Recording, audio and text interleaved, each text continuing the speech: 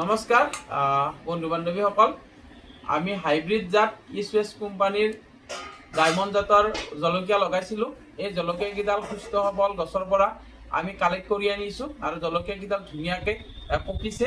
আমি ইয়াৰ পৰা কেনেকৈ বীজ সংৰক্ষণ কৰি তাক চেষ্টা কৰিম আৰু ইয়াৰ পৰা মানে খেতি হয়নে না ফল হয় না তাৰ কাৰণে পৰীক্ষামূলকভাৱে কৰাৰ কাৰণে আমি জলকীয়াকেইটা ছিঙি লৈছোঁ।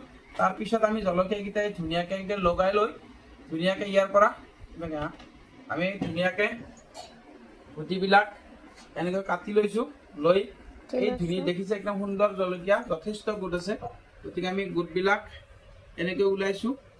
ওলাই এই জলকীয়াৰ গোটবিলাক আমি ৰ'দত শুকাম। ৰ'দত শুকাই এইখিনি জলকীয়া আমি প্লেটত আৰু এই ৰৱাখিনি আমি খোৱাৰ কাৰণে ৰাখিছোঁ। প্লেটত ককোপিট গোবৰ মাটিৰে আমি এই গুটিবিলাক ৰোপণ কৰিম আৰু ইয়াৰ পৰা যাতে পুলি হয় আৰু কিমান শতাংশ গজে আমি এইখিনি আমি পৰীক্ষামূলকভাৱে কৰি চাম আৰু যদি ভাল হয় অনাগত দিনত ইয়াৰ পৰা আমি বীজ সংৰক্ষণ কৰিব পাৰিম।